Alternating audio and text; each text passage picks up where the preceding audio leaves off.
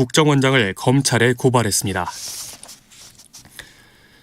여야 원내대표가 국회의장 주재로 국회 원구성 문제 등을 이틀째 논의했지만 합의에 이르지 못했습니다. 최대 쟁점인 사개특위 구성 문제를 놓고 여전히 신경전이 팽팽했던 것으로 알려졌습니다. 다만 여야 모두 주요 쟁점에 있어서 입장을 좁혀가고 있다면서 이번 주 내 협상을 끝내겠다는 의지를 피력했습니다. 문재인 전 대통령 측이 오늘 경남 양산 사저 앞에서 시위를 벌여온 유튜버를 스토킹 혐의로 경찰에 고소했습니다. 문 전 대통령 측은 해당 유튜버가 사저 인근 시위 현장을 중계하면서 카메라 줌 기능을 이용해 사저 내부까지 촬영해왔다고 밝혔습니다. 날씨입니다. 오늘 밤에는 전국에 비가 내리겠습니다. 내일 오전까지 예상 강수량은 인천과 경기 남부, 충청권, 경북권에 30에서 80mm, 서울과 경기 북부, 강원 영서, 경남, 제주도에는 10에서 60mm에 이르겠습니다. 이 밖에 강원 영동과 경북 동해안에는 5에서 40mm의 비가 내릴 것으로 보입니다. KBS 1라디오 10시 뉴스를 마칩니다. 지금까지 아나운서 이광엽이었습니다. KBS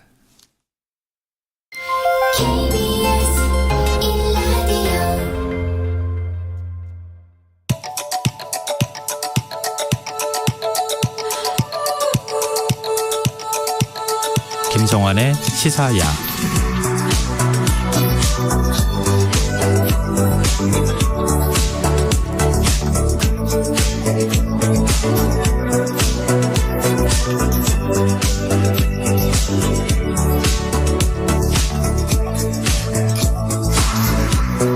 하루의 마무리, 오늘도 함께 하시죠. 시사평론가 김성환입니다. 한국은행 금융통화위원회가 오늘 기준금리를 한꺼번에 0.5%포인트 올리는 빅스텝을 단행했는데요. 부동산 시장에 미칠 파장, 더 깊이 있게 들여다보는 인터뷰 시간에 전문가와 이야기 나눠보겠습니다. 수요일 코너죠. 기후위기 시대, 우리가 놓치고 있는 환경 이슈를 살펴보는 지구생활백서. 오늘은 그린 텍소노미, 즉 유럽의회가 원전을 친환경 투자 대상에 포함시킨 것을 어떻게 봐야 하는지 이야기 나눌 텐데요. 많은 관심 부탁드리겠습니다. 김성환의 시사에는 청취자 여러분들의 관심과 참여 기다립니다. 이번 주는 청취율 조사 기간에 맞춰서 자체 수요 조사, 그러니까 시사야 인기 투표를 진행하고 있는데요. 내가 제일 좋아하는 코너는 무엇인지, 나의 최애 원픽 게스트는 누구인지 문자 보내주십시오. 추첨을 통해 평소보다 많은 분들께 선물 드리겠습니다. 당첨되신 분들께는 모바일 피자 쿠폰 보내드릴 텐데요. 참여하실 번호는 샵9730이고요. 짧은 문자는 50원, 긴 문자는 100원의 이용료가 부과됩니다. 콩 어플리케이션과 KBS 라디오 유튜브 채널을 통해서도 저희 방송을 실시간으로 시청 또 참여하실 수 있습니다. 그리고 청취율 조사 기간엔 02로 시작하는 전화가 오면 김성환의 시사야 외쳐주시는 거 다 알고 계시죠? KBS 1라디오 김성환의 시사야. 그럼 지금 시작하겠습니다.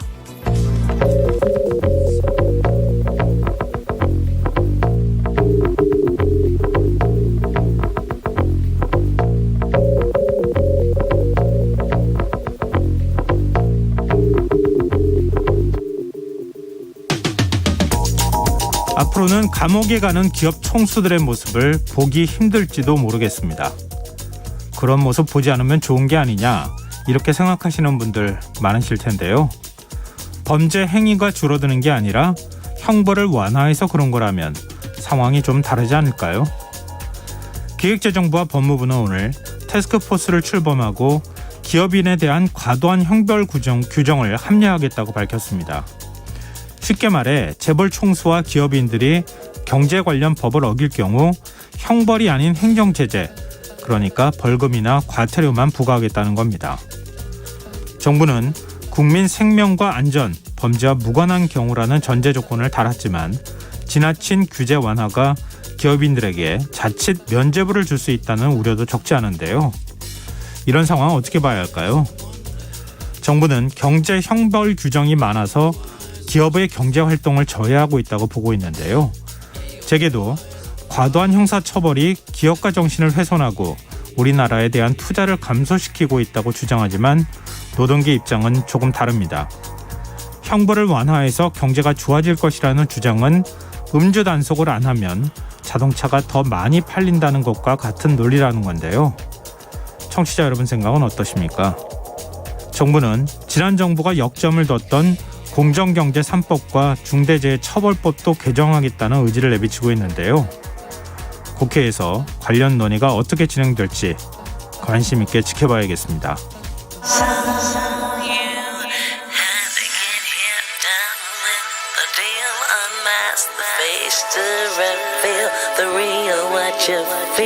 You and your everyday situations, all the unnecessary complications. 오늘 밤 당신 안의 꿈틀거리는 지식 충전 본능이 깨어납니다. 여러분의 자유탐구 영역 김성환의 시사야.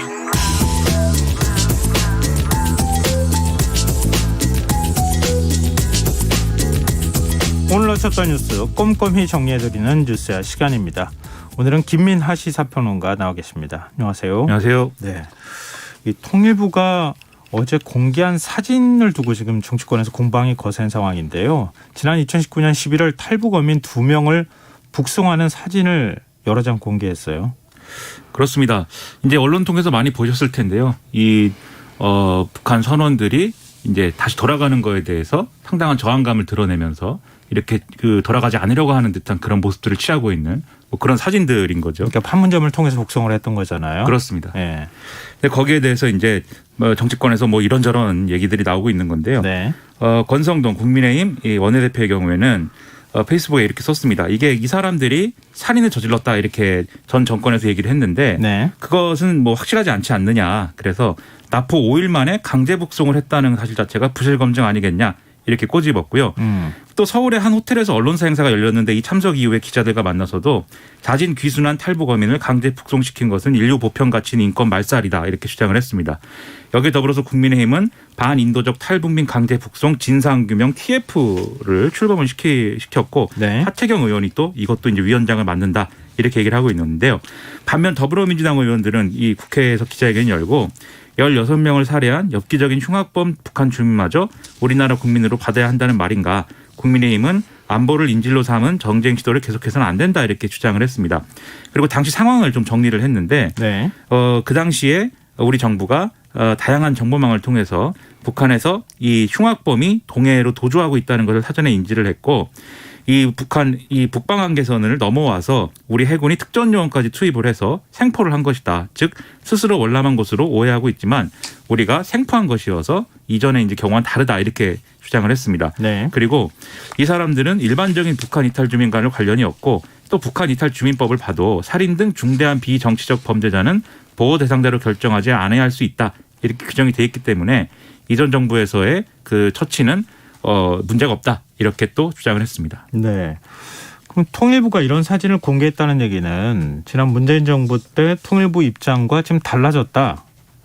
입장의 변화가 있었다. 이렇게 해석해도 되는 겁니까? 어제 명백하게 그렇게 얘기를 했습니다. 네. 당시의 북송 조치는 잘못됐다. 이렇게 입장을 밝힌 건데 네. 오늘 이제 기자들이 그러면 이 북송 조치가 잘못됐다라고 판단을 하게 된 그 근거는 뭐냐를 여러 가지로 물어봤습니다. 네. 근데 통일부 관계자가 검찰 수사와 관련되는 부분에 대해서는 답할 수가 없다라고 얘기를 했고요. 그리고 이 통일부가 이 입장을 얘기를 할 때 탈북어민이 헌법상의 대한민국 국민이고 북한으로 넘겼을 경우에 받게 될 여러 가지 피해를 생각한다면 이란 단서를 붙였기 때문에 이 측면에서 이해를 해달라 이렇게 간접적으로 얘기를 했습니다. 근데 이제 이전에 2019년에는 이 통일부가 당시 문제의 이 선원들의 귀순 의사의 진정성이 없다 이렇게 봤고 납포 전에 이미 이들이 살인을 저질렀다 이 첩보를 갖고 있었기 때문에 네. 그래서 이 사람들을 다 분리 신문을 해서 범죄 사실을 다 확인을 했다 이렇게 설명을 했었고 그리고 그때도 귀순을 일단 수용을 하고 남측에서 처벌을 했어야 됐다 이런 지적이 있었는데 그건 이제 증거와 증인이 북측에 있다는 점 고려하면 실질적으로 기소 처벌이 가능한 것인지 장담할 수 없다 이 점을 고려했다 이렇게 설명을 한 바가 있었습니다. 네. 그리고 이런 보고에 대해서 통일부가 이제 국회 보고한 내용인데 여기에 대해서 미래통합당 소속으로 정보위원장이던 이해운 의원의 경우에는 이런 사람들이 귀순해서 우리 국민 속에 섞이는 거는 끔찍한 일이다 이렇게 얘기한 바도 있고 김무성 의원 같은 경우도 이런 흉측한 사람들 대한민국 국민으로 받아서야 되겠느냐라면서 반발도 했었기 때문에 이 당시 분위기하고는 완전히 다른 얘기를 통일부가 또 하고 있는 거죠. 혹시 입장 바꾼 것에 대해서 사과했습니까? 사과라든가 이런 메시지를 따로 낸 것은 보도가 되지 않고 있습니다. 네. 대통령실도 입장을 냈어요. 네, 대통령실에 이제 강인선 대변인이 이렇게 얘기를 했습니다. 만약 기순 의사를 밝혔음에도 강제로 북송했다면 이는 국제법과 헌법을 모두 위반한 반인도적, 반인륜적 범죄 행위이다. 이 사건의 진실을 낱낱이 규명하겠다. 이렇게 주장을 했고요. 그리고 이 공개된 사진에 대해서 어떻게든 끌려가지 않으려고 발버둥 치는 모습은 귀순 의사가 전혀 없었다던 문재인 정부의 설명과는 너무나 다르다. 이렇게 또 주장을 했습니다. 네.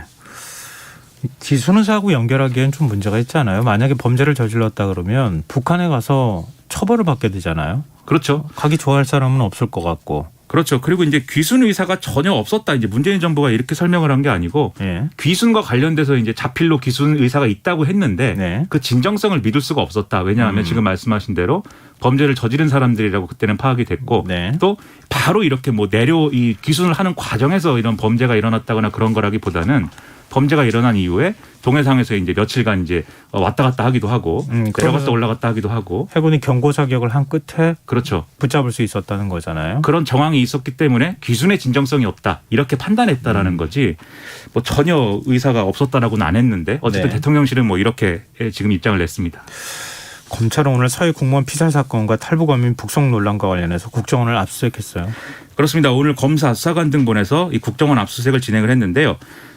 이 서해 공무원 피살 사건을 수사 중인 이 서울중앙지검 공공수사 1부하고 그다음에 탈북 어민 북송 사건 수사하는 공공수사 3부가 같이 국정원으로부터 관련 자료 제출받은 형식으로 이루어졌습니다. 앞서 국정원은 이 두 사건과 관련돼서 박지원, 서훈 전 국정원장을 검찰에 고발한 바 있었죠. 네. 이런 고발 내용을 확인하기 위해서 최근에 검찰은 국정원 관계자들을 고발인 신분으로 불러서 조사를 했고 그리고 이제 압수수색이 진행이 된 거니까 이 두 갈래 수사에서 두 전직 국정원장의 혐의를 뒷받침할 만한 증거를 오늘 확보한 것이다. 이렇게 이제 볼 수가 있겠습니다. 그리고 국정원 서버에 남은 정보 생산, 삭제 기록 그리고 직원 간 주고받은 메신저 대화 내용 이런 게 아마 거기에 해당하는 게 아니겠느냐라고 지금 추정이 되고 있는 그런 상황인데요. 검찰은 이 자료들을 분석을 하고 전현직 실무자들과 간부 등의 이 관련자들에 대한 본격적인 소환 조사도 앞으로 이어갈 것으로 예상이 됩니다. 네. 북측이 이례적으로 반응을 보였어요. 북한의 대외선전 매체 메아리라는 이름의 매체가 있는데요. 예. 윤석열 대통령이 지난달 전면 개방된 청와대를 찾았을 때 천안함 로고가 그려진 티셔츠를 착용을 했다라든지 또 이 보훈의 달에 천안함 피격, 연평도 포격정 등 관련 사건 당사자들하고 오찬을 했다든지 뭐 이런 것들을 나열을 하면서 최근 앞서 말씀드린 이 논란 서해 공무원 피살 및 탈북 어민 북송 사건도 거론을 하면서 이게 윤석열 정부가 정치적 위기를 모면하기 위한 신북풍몰이를 하고 있는 거다라고 비난을 했습니다. 그리고 북한은 이제 이 메아리를 통해서만 이런 주장을 하고 있는 게 아니고 네. 앞서 9일, 4일에도 다른 여러 대외 선전 매체들을 통해서 비슷한 주장을 하면서 지금 윤석열 정권을 비난을 하고 있는데 누구에게 도움이 되고 좋은 일인지는 뭐 잘 모르겠습니다. 네. 자, 다음 뉴스로 넘어가 보겠습니다. 문재인 전 대통령 사저 앞에서 비방 시위를 하고 있는 유튜버의 친누나가 대통령실에 근무하고 있다는 사실이 알려져서 논란이 일었는데 사표를 냈다고요? 이 말씀하신 이제 이 유튜버 문재인 전 대통령의 경남 양산 사저 앞에서 굉장히 격렬하게 이제 뭐 시위를 이제 말로는 격렬하게 말을 격렬하게 하고 있습니다. 뭐 이른바 욕설 시위를 하고 있다고 하는 그 당사자 중에 한 명인 거죠. 그렇습니다. 예. 이 안정권 씨라는 분인데 예. 이분의 이제 친누나로 알려져 있는 안모 씨가 대통령실에서 근무를 하다가 오늘 사표를 제출했다라는 건데요. 지난해 11월에 대선 당시에 제안을 받고 캠프에 합류를 했고 그 연장선에서 대통령실 직원으로 일을 해왔던 걸로 지금 알려지고 있습니다.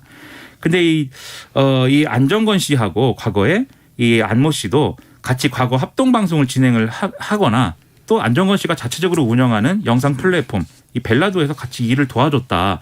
이런 이제 언론 보도가 있었거든요. 네. 그래서 대통령실은 어제까지는 이게 동생이 그런 일을 한다고 해서 누나를 채용하는 거에 대해서 문제 삼는 건 연자제 아니냐라고 반응을 했고 채용 과정에 문제가 없다 이렇게 밝혔지만 네. 결국 이런 추가 보도가 나오면서 이 사직 의사 이런 것들을 수용하는 절차로 넘어갔다 이렇게 볼 수가 있겠습니다. 네. 근데 지금 연자제 말씀하셨지만 입장을 바꿨어요. 대통령실에서.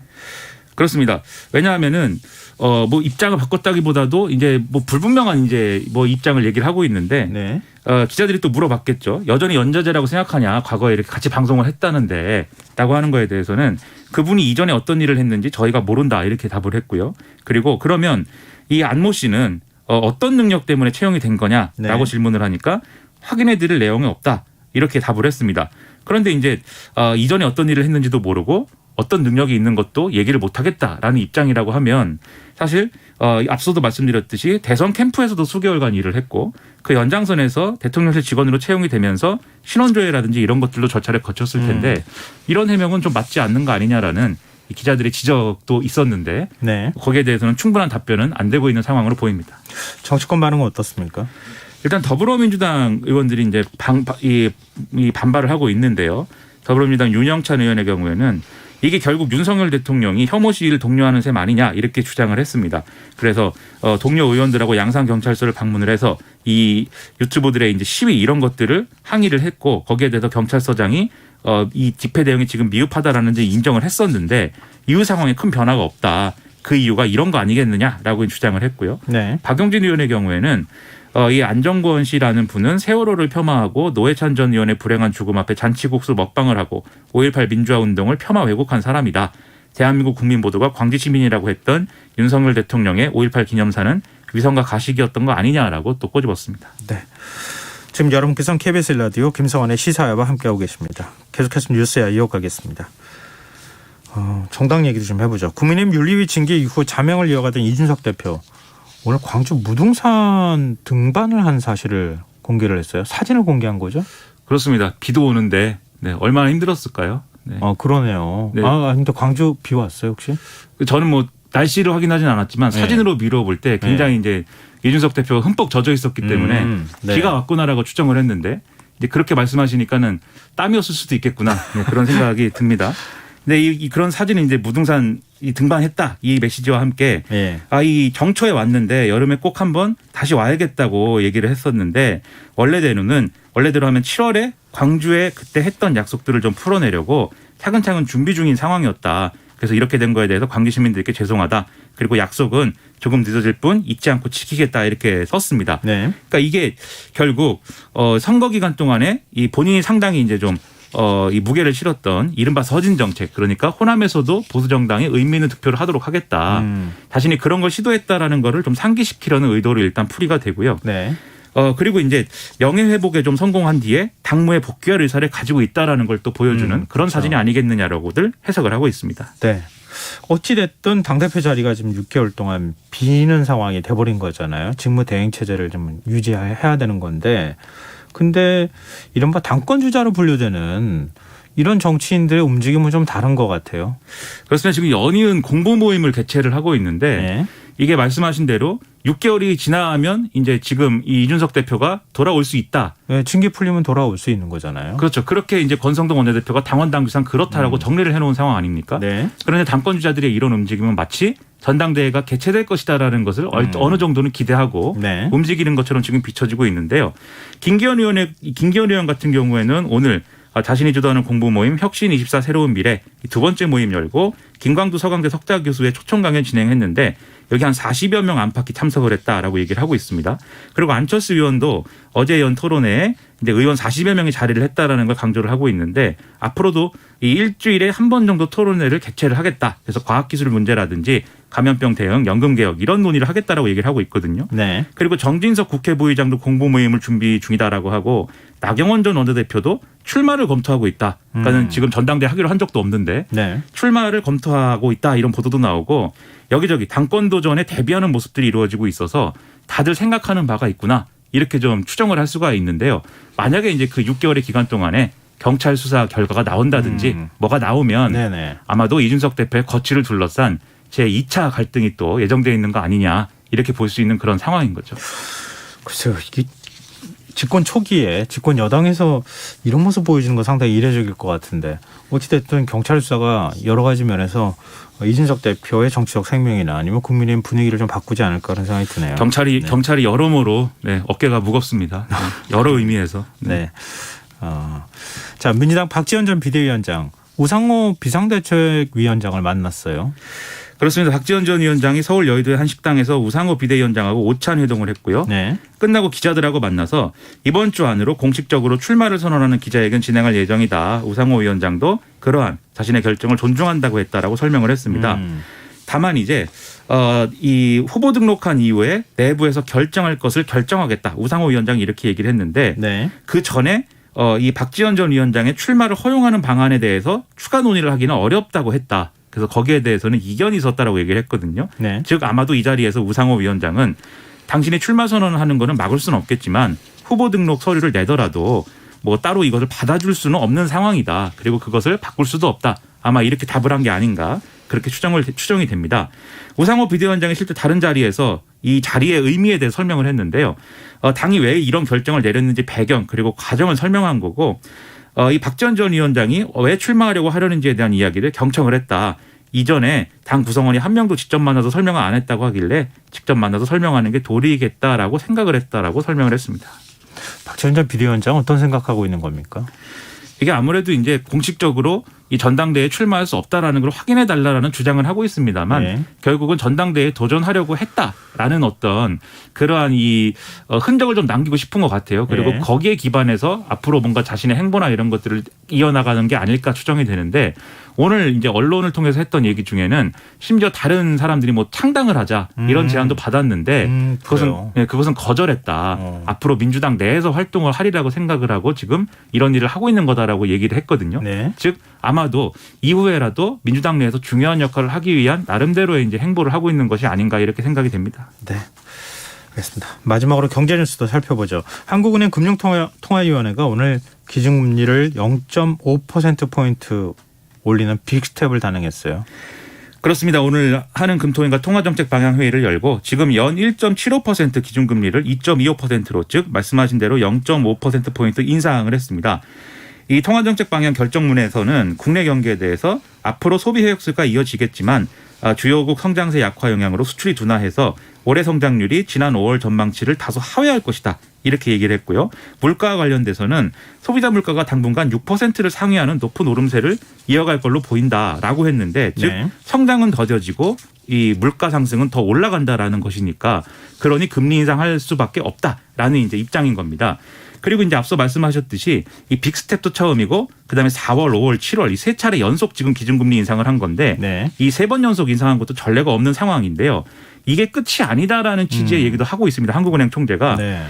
지금 이제 연말에 기준금리가 그러면 2.75에서 3%까지도 될 수가 있다라는 전망이 있는데 어떻게 생각하냐고 물어보니까 예.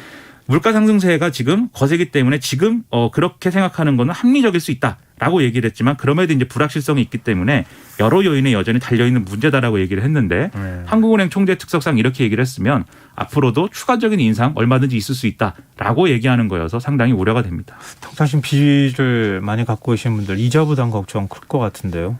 그렇습니다. 이른바 이제 빚을 여러 군데서 지고 있는 다중채무자 그리고 이른바 영끌족, 빚투족, 즉 빚져서 이제 좀 이 투자를 했다거나 부동산을 이제 구매하신 분들 이런 분들의 원리금 상환 부담이 더 커질 수밖에 없는 그런 상황인데 지금 한국은행의 가계신용 통계에 따르면 올해 3월 말 기준 가계대출이 지금 1,752조를 넘어선 그런 상황이고 5월 기준으로 이 은행의 가계대출 잔액 가운데 변동금리 비중이 77%니까 이 금리 인상이 되는 거에 따라서 좀 이 부담이 가중될 수 있는 가구가 상당히 이제 많을 것으로 지금 추정이 되고 있습니다. 네. 작년 9월 기준 가계대출 잔액을 기준으로 해서 기준금리가 각 0.25%포인트, 0.5%포인트 이렇게 두 가지 경우 인상될 경우를 따져보니까 대출자 한 명당 연이자 부담이 16만 1,000원 그리고 32만 2,000원 더 커질 수 있다라는 이제 계산도 있는데 더 커질 수 있다는 거니까 여러모로 이제 대책이 필요해 보입니다. 네. 이자 부담 경감 대책에 대해서도 정부가 고민했으면 좋겠습니다. 오늘 뉴스야 여기까지 하겠습니다. 지금까지 김민아 시사평론가였습니다. 고맙습니다. 고맙습니다. 김성환의 이사야 이번 주는 청취자 여러분의 속마음을 들여다보는 문자 받고 있습니다. 가장 좋아하는 코너가 무엇인지 나의 최애 게스트 애정하는 연사는 누구인지 인기투표 진행하고 있는데요. 많은 분들이 참여해주고 계십니다. 8231님 김민아 시사평론가의 뉴스야 코너 매일 잘 듣고 있습니다. 너무 유익해요. 엄지척 해주셨습니다. 매일 하지는 않습니다. 제가. 저 지금 인사했는데 얘기하시면 어떡합니까? 죄송합니다. 네. 1914님, 나의 최애 프로그램은 무조건 김성환의 시사야고요. 최애 게스트는 김민하 평론가와 배종찬 소장님이죠. 김 평론가님, 금요일에 다시 만나요. 이렇게 해주셨는데. 감사합니다. 네. 제가 얘기 전해드린 걸로 하겠습니다. 네, 계속해서 문자 주십시오. 청취율 조사 기간엔 평소보다 많은 분들께 선물 드리는 거 아시죠? 추첨을 통해 모바일 피자 쿠폰 보내드리겠습니다. 계속해서 참여하실 문자 번호는 샵9730이고요.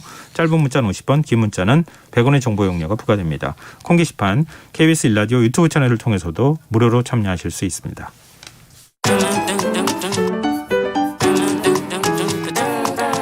일일 시사 권장량 채워가세요. 골고루 담았습니다. 당신만을 위한 하루 시사 김성환의 시사야. 방금 전 뉴스야 시간에서도 소식 전해드린 것처럼 한국은행이 기준금리를 한 번에 0.5%포인트 올리는 빅스텝을 단행했습니다. 이번 빅스텝 단행이 그간 관망 분위기던 부동산 시장에 어떤 영향을 미칠지 관심이 쏠리고 있는데요. 오늘 인터뷰 시간엔 두성규 전 한국건설산업연구원 선임연구위원 연결해서 관련된 얘기 나눠보겠습니다. 안녕하십니까? 안녕하세요. 네, 올해 1분기 서울 아파트 실거래 총액이 오늘 발표가 됐는데요. 많이 줄었습니다. 네네.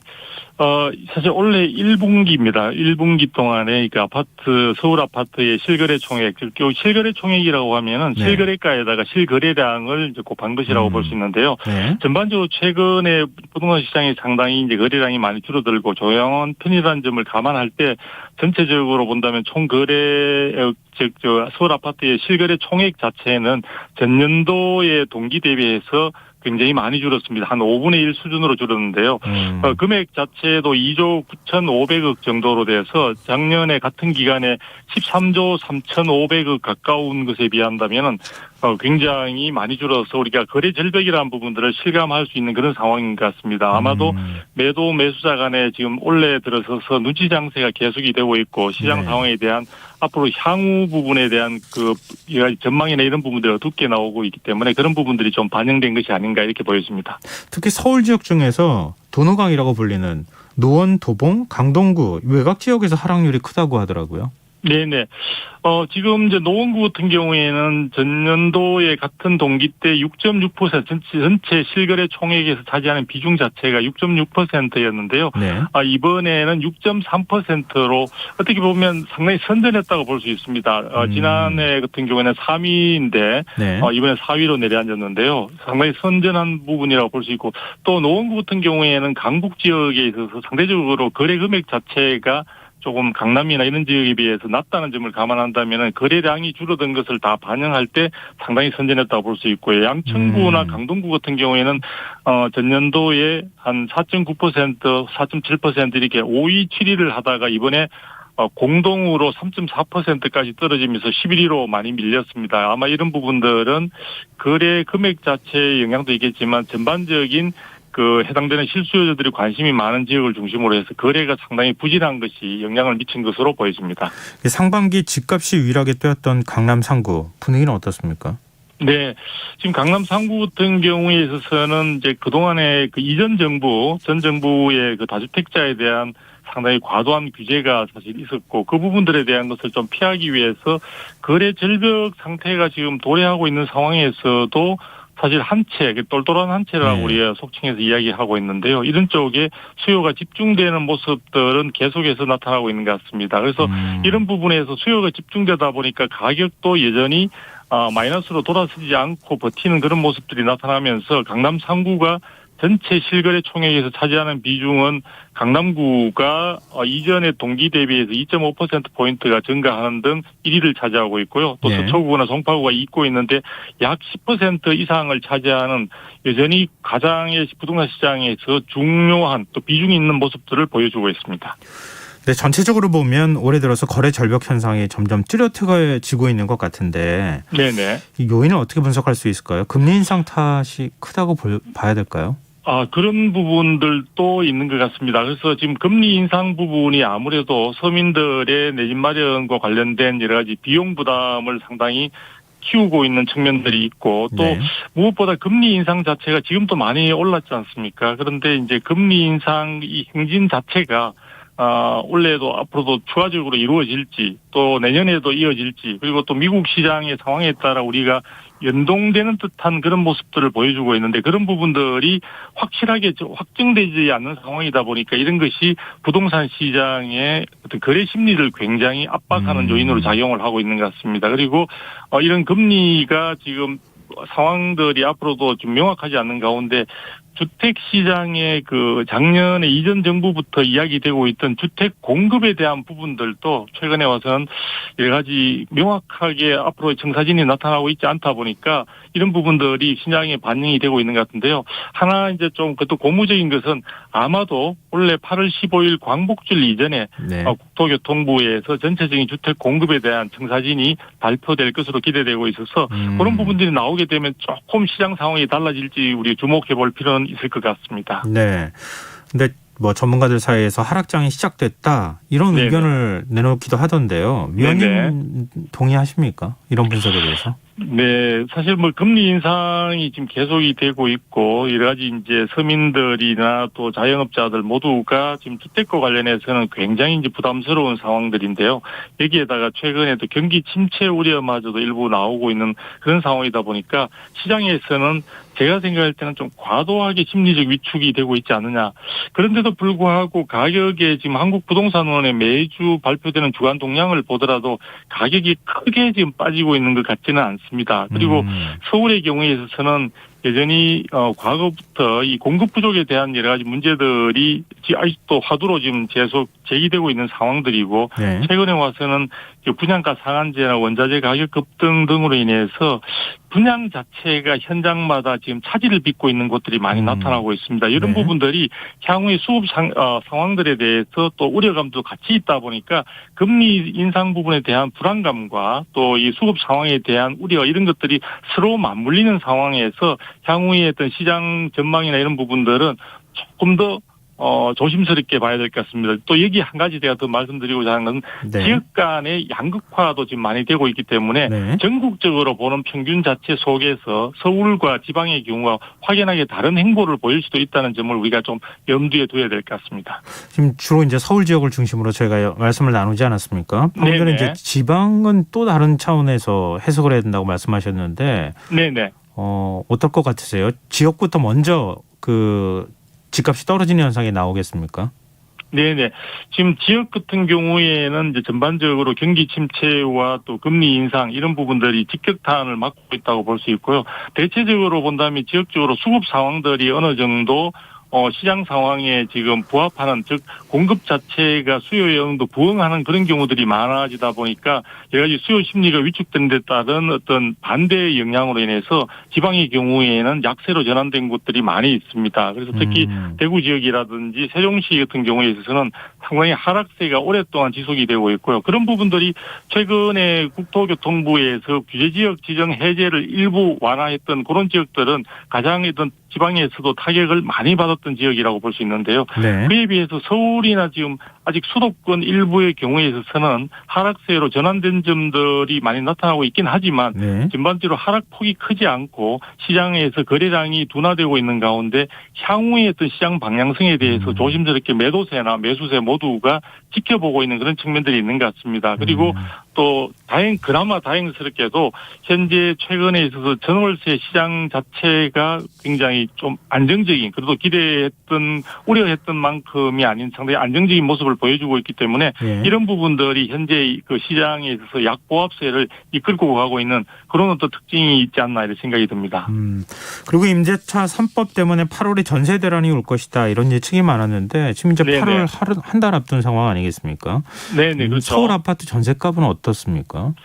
네, 서울과 수도권의 그 한국부동산원 자료를 보게 되면 전세 수급 지수는 94.9로 나타나고 있는데요. 6월의 마지막 주 기준입니다. 그래서 그 전보다 조금 하락된 모습을 보여주고 있는데요. 전국적으로 보더라도 이 전세 수급 지수 같은 경우는 대체적으로 비슷한 수준으로 93% 포인트를 갖다가 왔다 갔다 하는 정도로 있습니다. 그래서 이 전세 수급 지수라는 게 100보다 낮으면은 수요보다 이제 공급이 많다는 뜻이기 때문에 네. 현재로서는 지금 우려했던 임대차 대란 혹은 뭐 전세 대란 이런 부분들이 아직은 그 상황들이 아닌 것으로 그렇게 지금 보여지고 있습니다. 그리고 전세 매물 같은 경우에도 서울의 경우에서 굉장히 지난 5일 기준으로 보더라도 상당히 한 2.8% 정도 계속 증가하고 있는 모습들을 보여주고 있기 때문에 네. 당분간은 지금 매물 늘어나는 데 따라 전세값은 하향 안정세를 보일 것으로 지금 예상이 되고 있습니다. 그러나 다만 예. 이런 전세 시장에 있어서 최근에는 여러 가지 금리 인상과 맞물려서 월세 쪽으로 전환되는 경우들이 많이 나타나고 있고 그에 따라 월세 쪽으로 옮겨가는 데 따른 여러 가지 월세 가격의 상승이 부동산 시장의 임대차 시장에 있어서 또 새로운 특징들로 나타나고 있기 때문에 제가 볼 때에는 지금의 전세 시장만을 가지고 서민들이라든지 또는 세입자들 중심으로 해서 우리가 주거 부분에 안정적인 그런 상황이 유지됐다고 단정하기는 조금 어려울 것 같습니다. 그렇군요. 지금 월세 가격이 어느 정도 올랐습니까? 네, 지금 월세 같은 경우에 있어서는 실질적으로 우리가 가장 단순하게 비교해 볼 수 있는 것은 전월세 이제 전환율 부분을 우리가 보통 많이 이야기하는데요. 네. 일단 금리가 지금 가파르게 오르다 보니까 사실 상대적으로 월세 부분이 조금 그 금리에 비해서는 뒤처지는 측면이 있습니다. 그러다 보니까 전체적으로 전세보다는 집주인 소유자들도 그렇고 세입자들도 현재 당장의 어떤 부담을 줄이기 위해서 월세로 전환되는 경우들이 지금 많이 나타나고 있습니다. 그래서 제가 볼 때는 지금 전세 보증금 같은 경우에 있어서도 지금 상당히 우려되는 가운데 이제 여러 상황이 진행되다 보니까 지금 전세 보증금 같은 경우에 이제 돌려받지 못하는 깡통 전세들이 조금씩 지금 나타나고 있습니다. 그러나 아직까지는 월세로 전환되는 경우에 있어서도 기존의 한 4% 정도 내외에서 지금 전환되는 부분들이 전국적으로 좀 나타나고 있는데요. 그런 상황에서 아직까지는 뭐 주목할 만한 상황은 아니지만 전체적인 유형 자체가 전세에서 월세로 옮겨가는 그런 네. 모습들을 많이 보여주고 있다고 말씀드릴 수 있습니다. 네. 윤석열 정부 첫 부동산 대책, 이 분양가 상한제 개선안이 이르면 9월부터 적용이 될 예정으로 알고 있는데요. 네. 이 분양 시장에 어떤 변화가 있을 것 같습니까? 네, 지금 분양가 상한제가 이제 사실은 그렇게 된다면은 그나마 지금 서울 시내 쪽에 있어서도 민간 택지를 중심으로 해서 지금 최근에 원자재 가격 상승이라든지 건설 인건비 상승 등으로 인해서 분양이 차질을 빚고 있는 현장들이 많이 나타나고 있습니다. 그래서 그런 부분에 있어서는 아마도 이 분양가 상한제 개선안이 9월부터 본격적으로 적용된다고 할 때 어느 정도의 효과는 있을 것으로 이렇게 보여집니다. 그러나 제가 볼 때 숨통을 틔워주는 효과 정도 이상을 기대하기는 좀 어렵지 않느냐. 원자재 가격 상승이 계속해서 지속이 되고 있고 당분간 지속될 가능성들을 감안할 때 이러한 이번에 정부가 내놓는 어떤 개선안 자체가 근본적인 대안이 될 수 있는가에 대해서는 조금 우려스러운 어떤 그런 마음들이 든다고 볼 수 있습니다. 그래서 제가 볼 때는 공공택지와 달리 주택 건설 환경이 굉장히 빠르게 악화되고 있는 점들을 감안한다면은 네. 민간 택지에서 분양가 산정 부분은 조금 더 탄력적으로 가져가는 것이 바람직하지 않을까라는 생각을 해보고 있습니다. 네. 지금 뭐 대출 규제는 여전한데 금리가 인상되면서 소유자들이 섣불리 내 집 마련에 나서기 좀 어려운 상황이 됐는데요. 네. 그래도 집을 마련하고자 하는 분들은 적지 않을 것 같아요. 그런 분들은 어떤 전략을 세우면 좋을 것 같습니까? 네, 지금 최근에 시장이 이렇게 약보합세로 들어서고 이런 부분들이 여러 가지 어떤 주택을 구입하고자 하는 분들한테는 사실 선택할 수 있는 좋은 기회가 왔다고 볼 수 있는데 그에 필요한 자금 마련은 또 여러 가지 금융권을 이용할 경우에 금리 상승 자체가 발목을 잡고 있는 그런 상황이라고 볼 수 있습니다. 그래서 제가 볼 때에는 이런 전략적인 측면에서 본다면 일단 서민들의 경우에 있어서는 이번에 윤석열 정부가 중점적으로 생각하고 있는 특별 공급이라든지 청년 계층이라든지 혹은 신혼부부 등을 통해서 상당히 정부가 중점적으로 공급 물량이라든지 여러 가지 어떤 대출과 연계시켜서 어떤 여러 가지 공급 방법 부분에 있어서 획기적인 장기적 전략이나 이런 것들이 발표될 것으로 보여지는데요. 그런 부분들을 꼼꼼히 살펴보면서 본인이 처해 있는 상황들을 잘 연결해서 생각하는 게 필요한 것 같고요. 무엇보다 지금 내 집 마련이 아무리 가격이 약세로 전환된다고 하더라도 신규 공급의 그 청약 시장에 노크를 하는 것보다 나은 경우는 거의 없다고 볼 수 있습니다. 그래서 제가 볼 때에는 여러 가지 최근에 와서 여러 가지 부동산 시장이 조금 약세로 돌아서면서 청약률이라든지 또 청약 그 경쟁률 자체 그리고 청약 가점 자체가 작년에 비해서 굉장히 낮아지는 그래서 가능성 자체가 높아지고 있는 측면들이 있기 때문에 네네. 그런 부분들을 좀 눈여겨보면서 살펴본다면 좋은 기회로 연결될 수 있을 것으로 예상이 됩니다. 네, 알겠습니다. 오늘 말씀 고맙습니다. 네, 감사합니다. 네, 지금까지 두성규 전 한국건설산업연구원 선임연구위원이었습니다.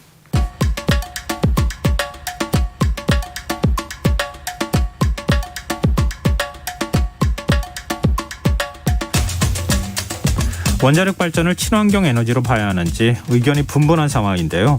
유럽의회가 최근 원자력 발전과 천연가스를 친환경 투자 기준인 텍소노미에 포함시키기로 했습니다.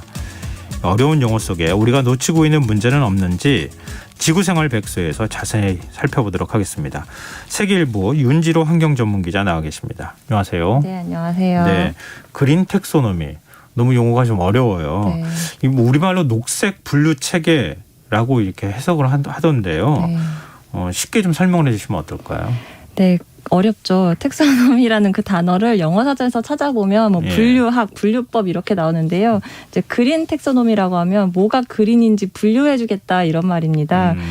그 이제 우리가 뭐 친환경이다, 그린이다 이런 말 많이 쓰는데 사실 예. 그런 단어가 다 형용사거든요. 예. 그러니까 그렇다 보니까 뭐 예쁘다, 좋다 이런 것처럼 굉장히 주관적일 수가 있어요. 그래서 기업들도 막 사실은 아닌데 탄소 배출 막 하고 있는데 이거 친환경입니다 막 이렇게 해서 약간 그린워싱하는 그런 것들이 많잖아요. 네. 그렇다 보니까 이제 그런 일을 막기 위해서 그럼 우리가 정확히 정량적으로 딱 정해서 기준을 세워서 우리가 가르마를 타줄게. 여기서부터는 그린이야 이렇게 그걸 이제 텍소노미라고 합니다.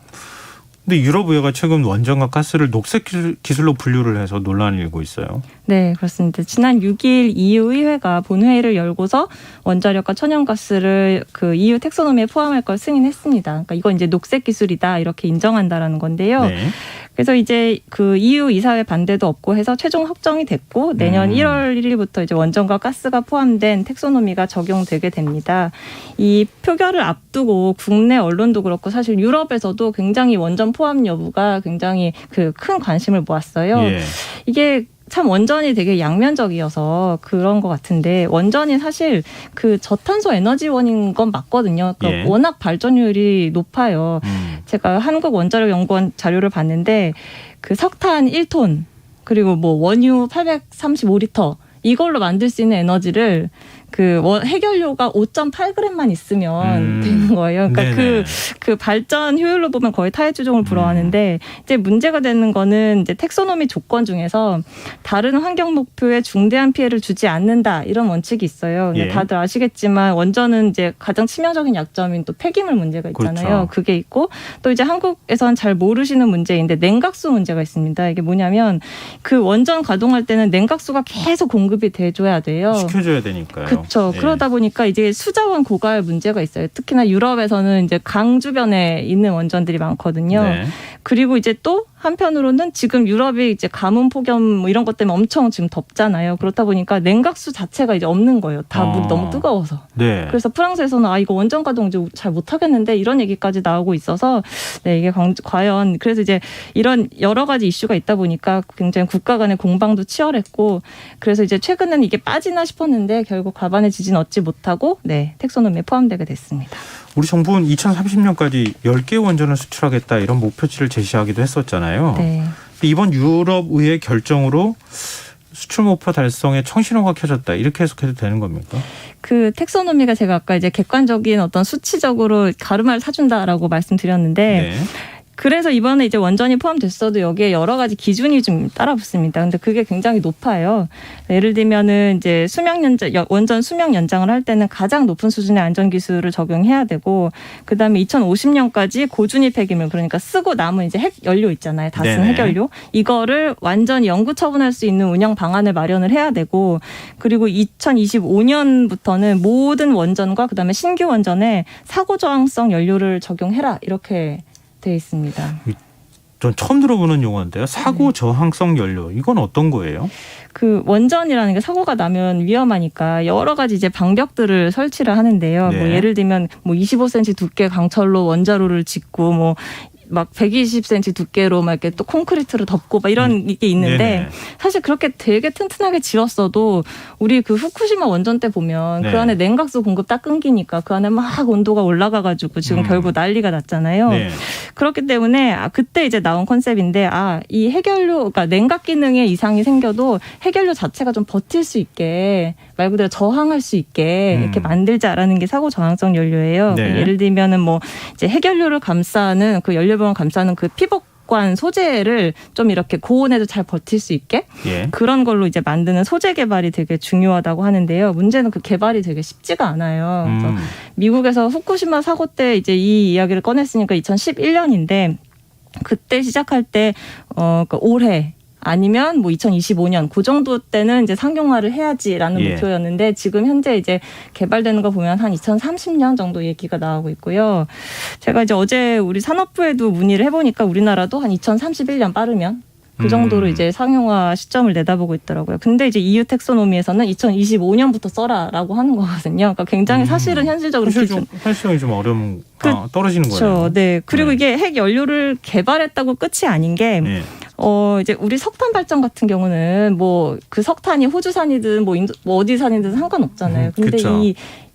이 원자력 발전은 그 핵 연료랑 이 발전소랑 이게 궁합이 딱 맞아야 된다고요. 세트처럼. 그래서 이게 새 연료를 만든다고 해서 그냥 꽂고 이제 발전하면 되는 게 아니라 기존 원자로에서 잘 작동할지 이런 것도 봐야 되고 근데 그걸 한번 보는데 시험 가동하는데도 1년 반에서 2년 걸리고 하니까요. 이게 되게 이제 지난한 과정이 앞으로 있어야 되는 거죠. 우리가 뭐 수출하고 싶어도 안전 기준이 태풍 높아져서 네. 그거에 맞추는 작업을 해야 되는데 그게 또 시간이 걸리는 그렇죠. 네. 문제가 생긴다는 건데 지금 고준위 방패장 문제도 언급이 됐잖아요. 네. 지금 고준위 방패장이 만들어진 곳이 있습니까? 현재 그러니까 운영 중인 처분장은 없고요. 근데 짓고 있는 건 있습니다.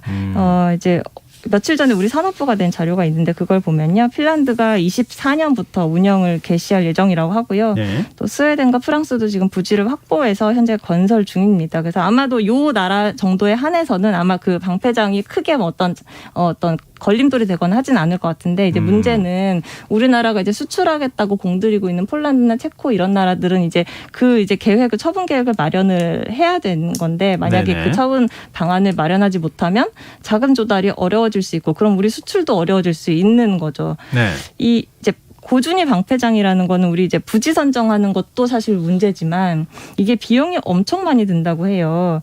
아까 이제 프랑스 말씀드렸는데 프랑스 같은 경우는 시제오 방패장이라는 걸 짓고 있는데 이 비용이 지금 건설 비용이 그쪽에서 추산하는 게 지금 250억 유로 우리 돈으로 한 33조 원인데요. 이게 어느 정도냐면 예. 우리나라에서 원전 지을 때 보통 한 기당 한 5조 원 얘기하거든요. 네. 그러니까 원전 짓는 거에 한 6배 정도가 더 방패장 짓는데 들어가는 거예요. 그러니까 비용이 진짜 어마어마한 거죠.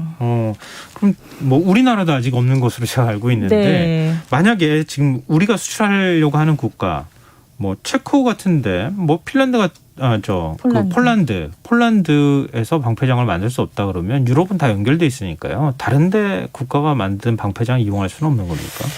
이게 그 IAEA에서 폐기물 원칙을 두고 있는데 기본적으로 자국에서 처리를 하라는 겁니다. 사실 뭐 원래 쓰레기라는 것 자체가 그 발생지 처분 원칙이라는 게 원래 있긴 한데 네. 특히나 이제 원전 방패물은 이런 이제 고준위 방패물은 워낙 위험하잖아요. 그러다 그렇죠. 보니까 국경 넘나드는 거에 예민할 수밖에 없고 또 이게 만약에 잘못 다른 곳으로 새나갈 경우에 이게 재처리를 해서 뭔가 무기로 전용이 될 수도 있고 하니까 굉장히 민감한 문제예요. 예.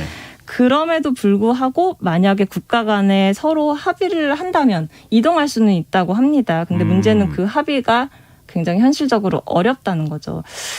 제가 그 4월 달에 우리나라의 그 중저준위, 그러니까 예를 들면은 그 원전 노동자들이 쓴 뭐 작업복이라든가 이런 거 이제 하는 중저준위 연구처분장이 경주에 있어요. 네네. 그걸 갔었는데 이제 거기서 하는 말이 예를 들면은 뭐 영광의 한빛 원전 이런 데서 나온 중저준위 폐기물 들어올 때도 주민들이 되게 싫어하신다고 하더라고요. 하물며 중저준위 폐기물이 국내에서 이동하는 것도 되게 민감한데 고준위 폐기물이 국경을 넘어서 들어온다라는 걸 이제 반길 나라가 과연 있을까 싶은 거죠. 근데 말씀 들어보니까 텍소노미에 원전이 포함됐다 하더라도 여전히 허들이 굉장히 높은 거 아니냐 이런 생각이 드는데요.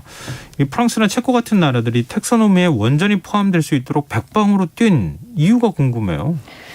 저도 사실 그게 궁금해서 원전을 지지하는 쪽과 또 지지하지 않는 쪽 그 양쪽의 전문가분들 이야기를 좀 들어봤어요. 네. 원전을 지지하는 쪽에서는 이렇게 이야기를 합니다.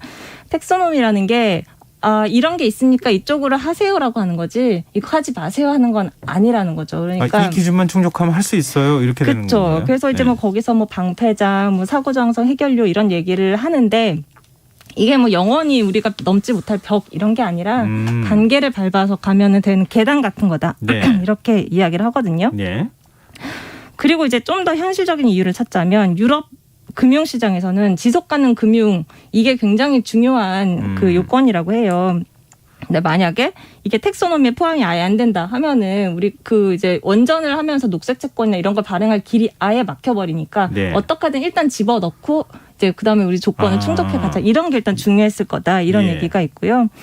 근데 이제 그 원전의 부정적인 쪽에서는 이렇게 이야기를 합니다. 네. 그 이제 말 그대로 텍소노미가 이게 법적 규제나 뭐 의무는 아니잖아요. 그렇다 보니까 결국 판단은 투자자들이 하는 건데 지금 유럽 같은 경우는 뭐 워낙 이제 계속 건설이 지연되다 보니까 여기 수익성을 기대하기 어려워서 투자자들이 잘 안 들어오거든요. 네. 근데 하물며 텍소노미에서 그런 높은 기준을 설정해놓고 자 해보세요 하면 더 안 들어오지 않겠냐. 약간 이런 게 있고 사실 그러면 그렇게 만약에 한다면 사실 진짜 말씀하신 것처럼 그럼 이 나라들이 왜 그렇게 그 텍소노미에 포함시키려고 네네. 했었지? 이런 게 네. 궁금한데 그래서 보면 이제 민간 투자는 어려울 수 있어도 예를 들면 뭐 정부 기관이라든가 국가에서는 네. 그렇죠. 그런 걸 이제 투입할 때 명분이 필요하니까 그러지 예. 않았겠냐. 네. 그쪽이 아무래도 더 무게가 실리지 않을까 이런 네. 생각이 드는데요. 말씀하시는 거 들어보니까. 근데 가스도 텍소노미에 포함이 돼서 논란이 일고 있어요. 네, 사실 그러니까 제 개인적인 생각으로는 네. 그 텍소노미라는 거에 원래 가장 큰 취지를 생각하면 원전보다는 사실 가스가 포함된 게 사실 더 이상하거든요. 이건 완전 화석 연료잖아요. 네, 그렇죠. 천연가스를 태운다 하더라도 이산화탄소 나오니까요. 그렇죠. 그래서 이제 물론 조건은 붙습니다. 원전처럼 이것도 뭐 전력 생산할 때 배출량이 뭐 킬로와트 시당 얼마 이하여야 된다. 뭐 이런 이제 기준이 붙긴 합니다. 근데 이제 결국은 이제 보면은 원전이라든가 가스라든가 이렇게 논란의 소지가 있는 것들이 결국은 여기 포함됐다라는 걸 보면 이 텍소노미가 굉장히 기술 중심적인 걸 표방을 하지만 사실 그 이면에는 정치적인 뭐 경제적인 이해관계가 깔려 있다. 네, 이렇게 이해를 하면 될 것 같아요. 근데 우리 정부도 K 텍소노미 작업을 진행하고 있다면서요. 네. 이후 결정이 좀 영향을 미치겠는데요. 그렇습니다. 우리나라 그 K텍소노미 같은 경우는 뭐 가스는 이미 포함이 돼 있고요. 원전에 대해서 이제 앞으로 유럽 진행 상황을 두고 보겠다 이런 상황이었는데 아무래도 지금 이제 현재 환경부가 중심에 돼서 작업 중인데요. 이제 이건 전망입니다만 아무래도 대체적인 요건은 EU 텍소노미를 따라가되 예를 들면 뭐 이제 사고장성 해결료 도입 시점이라든가 이게 지금 EU는 25년이라고 했는데 우리나라 같은 경우 뭐 30년 혹은 그 이후로 이제 미뤄진다든가 하는 식으로 조금 더 완화된 형태가 되지 않을까 이런 게 대체적인 전망입니다. 근데 이제 이 텍소노미가 과연 쓰이겠느냐 이건 또 다른 문제인데 왜냐하면 이게 일단은 국내에서 적용되는 거고 예. 우리나라 기준이 굉장히 촘촘하게 나오면은 이제 외국에서도 K 텍소노미를 준용한다거나 할 수가 있겠는데 이제 현재로서는 그럴 가능성은 낮아 보여서 이게 그냥 국내에서 약간 그 국내용에 그치지 않을까 어떤 의미가 있을까 국제적으로 우리가 뭐 수출하거나 할 때 크게 도움이 될까 약간 이런 이제 또 의구심이 있는 거죠. 우리도 뭐 기술 개발을 더 적극적으로 한다면 뭐 불가능한 일은 아니겠지만 그렇죠. 앞서 말씀 나눴던 것처럼 허들은 굉장히 높아지고 있다. 네. 그럼 우리가 잘 좀 뛰어넘어야 수출 목표들 달성할 수 있겠다. 네. 이런 생각이 드네요. 자, 오늘 지구생활백서 여기까지 하겠습니다. 지금까지 세계일보 윤지로 환경전문기자와 함께했습니다. 오늘 말씀 고맙습니다. 네, 감사합니다. KBS 라디오 김성환의 시사 1부 순서는 여기서 마무리하겠습니다. 2부에는 화제성 뉴스를 살펴보는 밤참 뉴스 미술랭 가이드 코너가 준비되어 있습니다.